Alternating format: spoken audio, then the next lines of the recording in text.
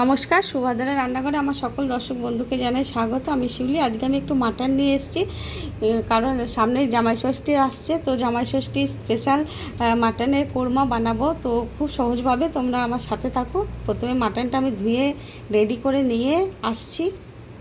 আমি একটা গ্যাসের মধ্যে কড়া বসিয়ে দিয়েছি। মাটন কোরমা বানাতে যে একটা মশলা লাগবে, আমার ভাজা মশলা, সেটা বানিয়ে নেব। প্রথমে নিয়েছি, দেখো দেখিয়ে দিচ্ছি তোমাদের। এটা হচ্ছে সাজিরে, এটা হচ্ছে মৌরি, গোটা ধনে, কতগুলো গোলমরিচ আছে, একটু দারচিনি আছে, একটা বড় এলাচ আছে, একটু ফুলের তোমার জায়ফুলের পাপড়ি আছে, আর এটা হচ্ছে স্টার এনিসে একটা টুকরো আছে, লবঙ্গ একটু, ছোট এলাচ, আর এটা তো বললাম সাজিরে, আর এটা হচ্ছে তোমার তেজপাতা, আর দুটো শুকনো লঙ্কা। এগুলোকে আমি একসাথে রোস্ট করে নেব, ড্রাই রোস্ট করে নিয়ে এগুলোকে আমি গুঁড়ো করে নেব। আর আমি একটু আদা আর রসুন আর কাঁচা লঙ্কা, এই পেস্টটাও আমার লাগবে, এই পেস্টটাও আমি করে নিয়ে আসছি। গ্যাসে আমি কড়া বসিয়ে দিয়েছি, তেল দিয়ে দিয়েছি। এবার আমি কি করব বলো তো, এটা হচ্ছে কাজু, আর এটা হচ্ছে কাঠবাদাম। এগুলোকে আমি ভেজে উঠিয়ে নেব।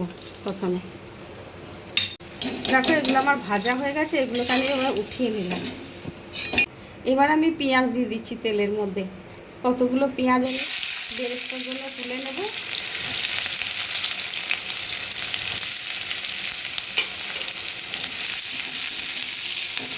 এবার আমি এটাকে একটু ভেজে বেরেস্তা বানিয়ে নিই। একটু লবণ দেবো, এবার তাড়াতাড়ি নরম হয়ে যাবে। দেখো, আমি পেঁয়াজটা তুলে নিয়েছি বেরেস্তা করে, একদম ভেজে সুন্দর করে। এবারে আমি এই তেলের মধ্যে একটু পেঁয়াজ দিয়ে দিয়েছি, আর একটুখানি ঘি দেবো। আমি একটু ঘি দিয়ে দিচ্ছি। এবারে আমি মাটনটা দিয়ে দেবো। মাটনগুলো একটু এই তেলের সাথে, পেঁয়াজের সাথে একটু ভেজে নেব। ভারী সুন্দর গন্ধ হয়েছে, সুগন্ধ। ঘিটা দেওয়ার জন্য একটু ভেজে নেব। কালারটা চেঞ্জ হয়ে যাবে ভাজলে, দেখবে। দেখো, আমার মাটনের কালারটা একদম চেঞ্জ হয়ে গেছে ভেজে। এবারে আমি আদা রসুনের কাঁচা লঙ্কা পেস্ট বানিয়ে এনেছি, এটা আমি দিয়ে দিচ্ছি। এটাকে দিয়ে আমি একটুখানি কষিয়ে নেব, যেহেতু আদা আর রসুনের কাঁচা গন্ধটা যাতে চলে যায়। আমি এবার লবণ দিয়ে দিচ্ছি। লবণ তো দিইনি, পরিমাণ মতো লবণটা দিয়ে দিলাম।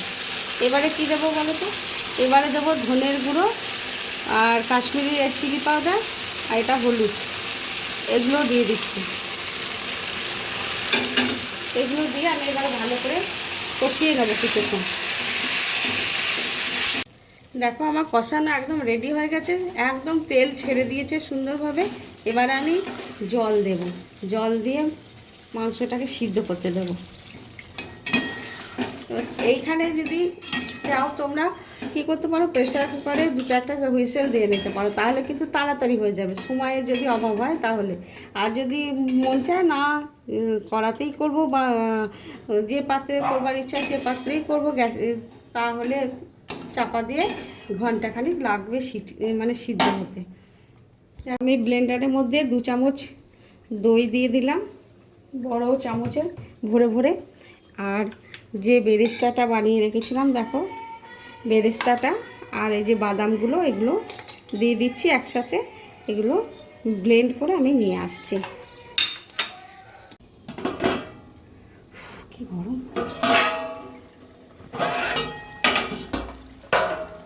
দেখো, আমার মাটনটা প্রায় সিদ্ধ হয়েই গেছে, মানে কি বলবো, 95% সিদ্ধ হয়ে গেছে, বুঝেছো। তবে প্রেসার কুকারে সিটি মেরে নেওয়াটাই আমার মনে বলে ভালো, কারণ এই যে 1 ঘন্টার উপর সিদ্ধ হতে টাইম লাগছে। যাই হোক, এবারে আমি কী করবো বলো তো, এবারে ভেজে রাখা যে মশলাটা, ওইটা আমি একটু দিয়ে দিচ্ছি। কোরমা মশলাটা, হোমমেড কোরমা মশলা, এটা দিয়ে দিলাম। আহা, যাক কী ভালো সুগন্ধ বেরোচ্ছে, কী বলবো। এবারে দেবো তোমার এই যে বেরেস্তা দিয়ে আমি দই দিয়ে যে মশলাটা বানিয়ে রেখেছি, এই মশলাটা এবার একটু দিয়ে দেব। বাদাম আছে, দই আছে,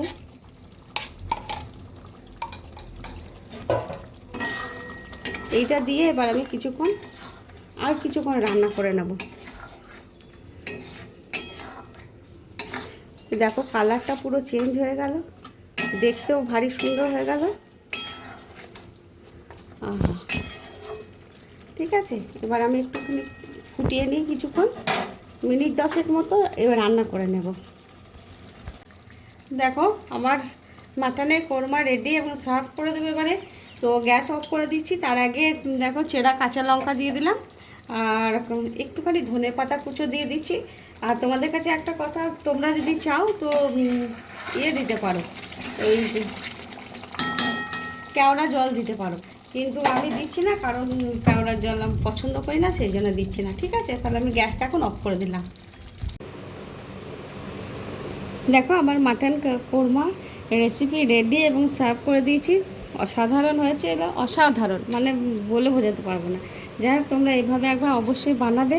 সামনে জামাই ষষ্ঠী আসছে, বানিয়ে জামাইকে খাও, খুব প্রশংসা পাবে, কথা দিচ্ছি। যাই হোক, তাহলে আজকের মতো টাটা।